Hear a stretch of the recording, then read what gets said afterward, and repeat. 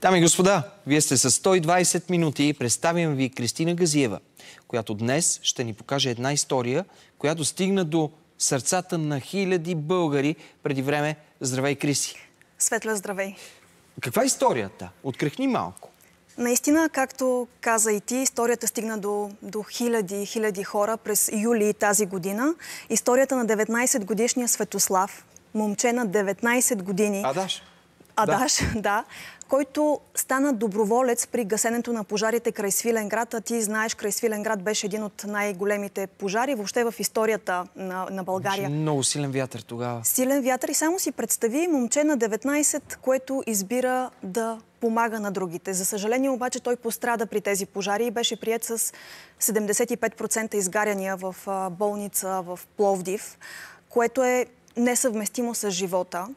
Налагаше се да се дарява кръв и това обедини стотици хора, които отидоха в болница Свети Георги в Пловдив да дарят кръв за това младо момче, защото то е решило да помага на другите. 2 месеца по-късно аз и колегата Александър Осиченко имахме шанса да разговаряме с него, защото този спасител е спасен от лекарите в болницата и му предстои изписване съвсем скоро. Браво! Поздравяваме лекарите, медицинските сестри, всички, ако ни гледат в момента. А защо избра да разкажеш точно тази история в самото начало на сезона ни?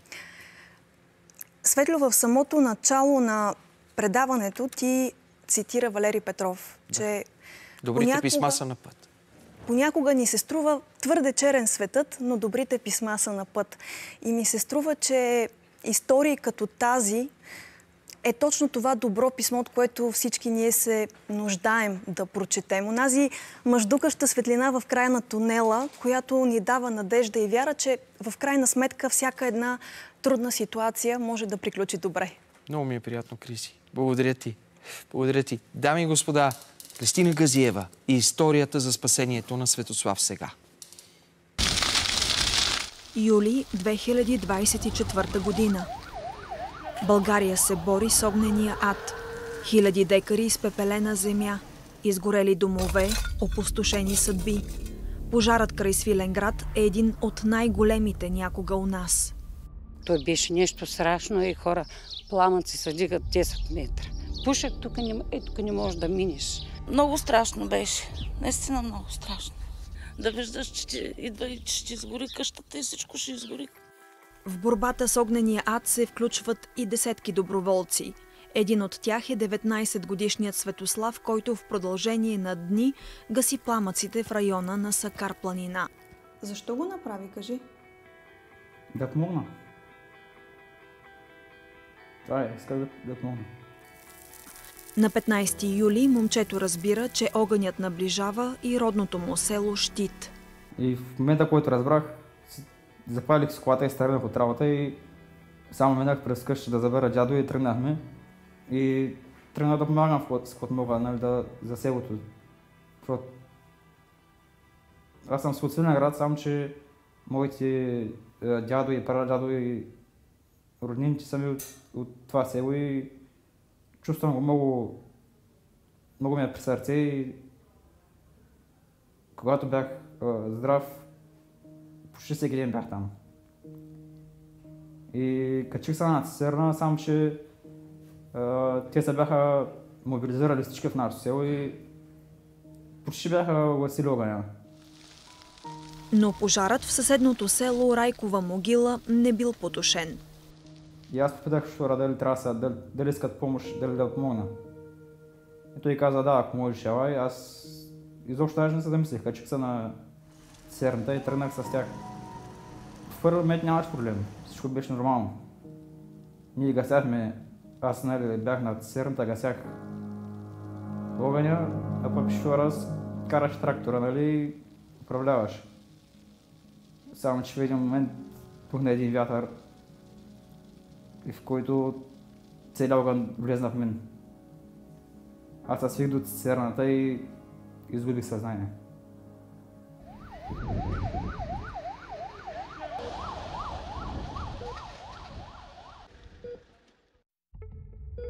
Светослав получава 75% изгаряния по тялото.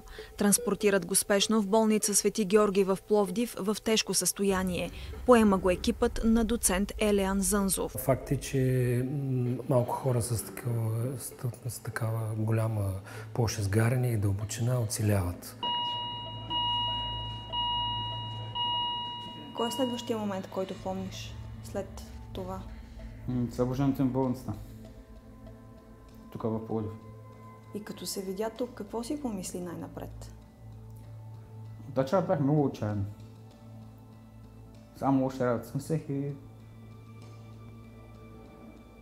исках да се откажа от всичко. Не вярвах, че се го правя и много тежко беше. Следва трудна борба за живота на Светослав, а първите дни са най-критични. Зов за помощ близките на 19-годишния Светослав Димитров от Свиленград, който пострада много тежко при пожарите в Сакар планина, организират кампания за кръводаряване. Има риск за живота на момчето, признават лекарите. На призива се отзовават десетки хора. Това е много геройска постъпка, че той е пострадал с цел да спаси горите от пожарите и реших да помогна с каквото мога. Така всеки един ден се превръща в борба за живота на 19-годишното момче. Светослав има, мисля, че 10 или 11 операции до сега. Около 36 банки кръв, което прави над 10 литра кръв. Около 90 и няколко банки, 96 бяха, мисля, че банки плазма, което прави около 25 литра плазма. Много неща, които фактически бяха животоспасяващи за него. 2 месеца по-късно идва и добрата новина.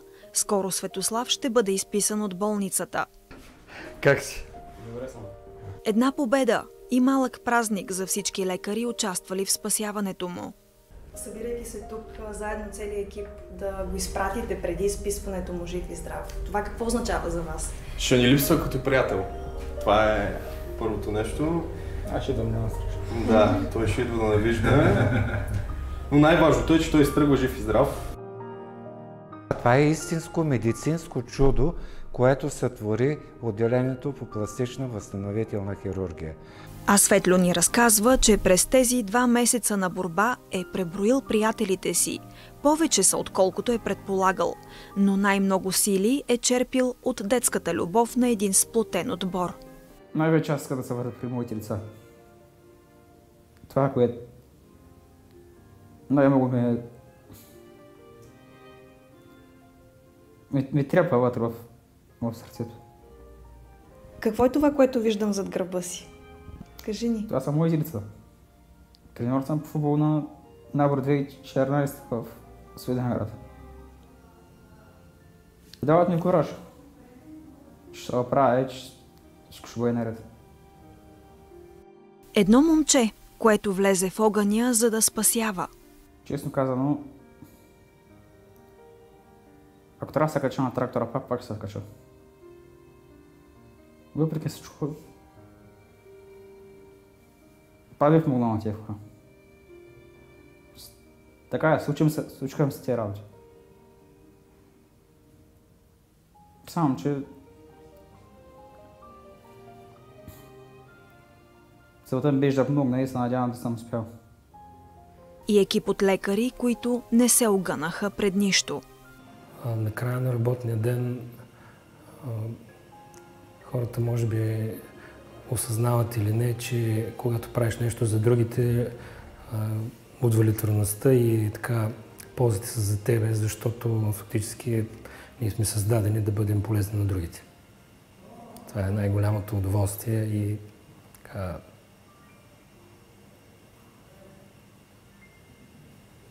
нещо, което нашата професия наистина е благословена да получава.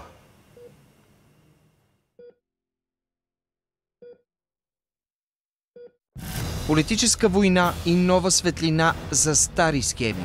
Какво разбира обществото? Социолозите Добромир Живков и Геновева Петрова. Преди 2 години ви показахме златната лаборатория. Преди 2 месеца ви разказахме за златния паркинг. Сега ще видите един неочакван собственик на бизнес за милиони. Бивш миньор, настоящ шофьор. Кой е гражданинът на Република Северна Македония, който притежава златния паркинг на Дунав мост? Червен картон за Нинова, но матчът тепърва започва. Сергей Станишев. Той отваря вратите на дома си в Монако. Ексклузивно. В личния свят на Григор Димитров. Как звучи?